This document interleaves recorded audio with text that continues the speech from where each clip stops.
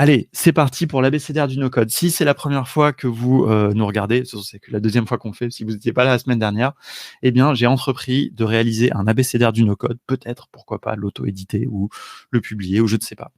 L'abécédaire, c'est quoi? Le concept, c'est que je choisirai un mot par lettre où j'écrirai un petit article autour de ce mot.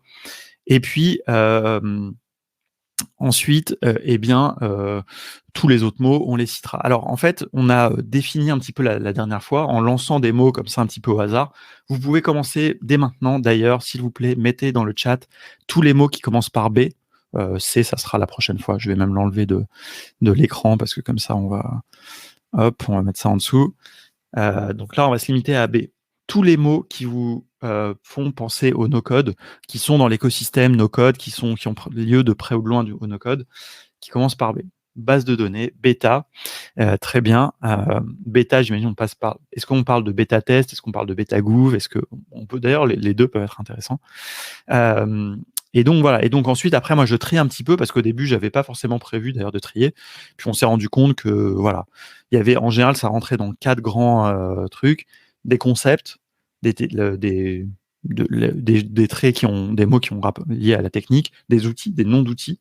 Si vous pensez à des outils, évidemment, là, je suis obligé de mettre Bubble, évidemment, le premier qui me vient à l'esprit. Et puis des gens, s'il y a des gens qui sont, est-ce qu'il y a des gens qui regardent dont le prénom commence par B? Voilà. Alors allez, on va mettre. Alors, bière, c'est dans quoi? Alors je vais être obligé de créer un troisième truc qui va être divers.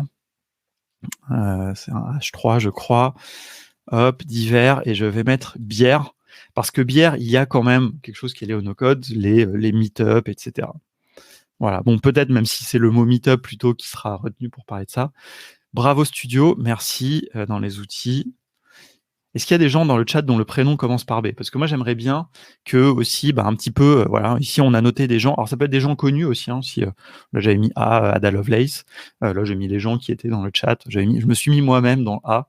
Voilà, mais s'il y a des gens qui commencent par B, n'hésitez pas à le dire comme ça. Pourra pas. Notre ami Benjamin Marceau, évidemment, du podcast No Code France et de la communauté.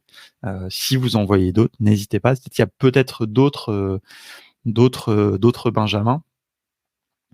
Alors, des mots en français. Effectivement, tu fais bien de poser la question.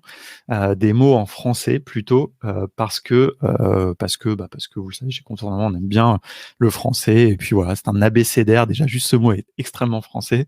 Donc, on va faire en français. J'ai pas mis Ben au bon endroit. On peut mettre aussi notre ami Ben Isselman et son concept de hyper freelancing qui a été très intéressant à un moment dans la communauté. Attendez, alors j'en ai raté quelques-uns dans les concepts, dans la technique ici, base de données évidemment.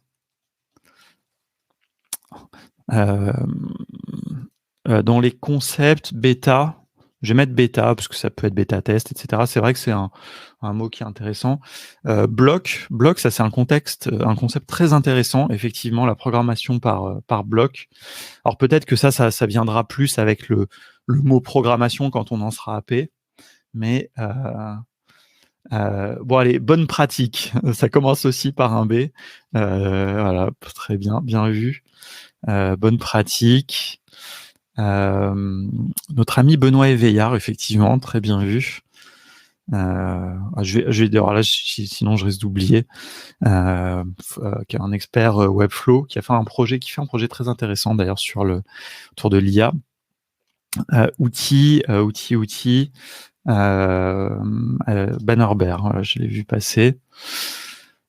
Baserow, évidemment. Baserow qui a quand même le bon goût d'être open source. Balise.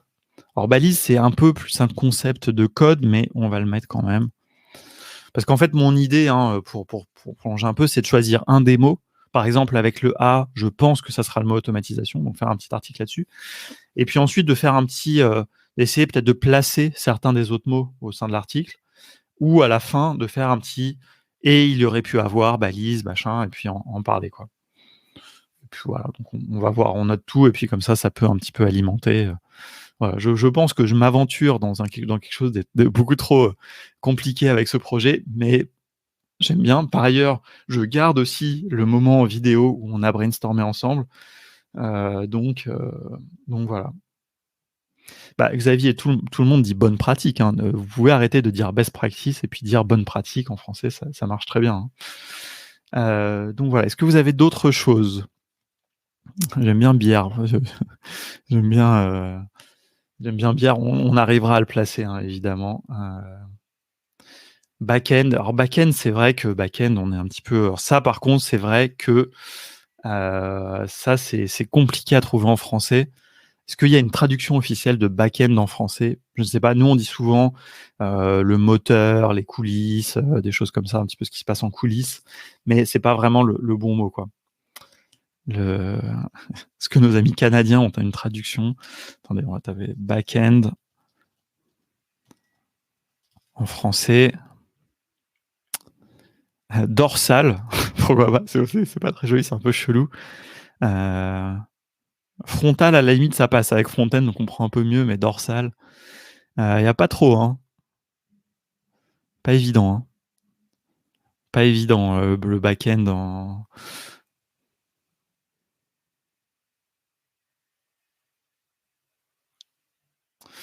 Ah bah, Olivier, ça sera O. On va pas mettre.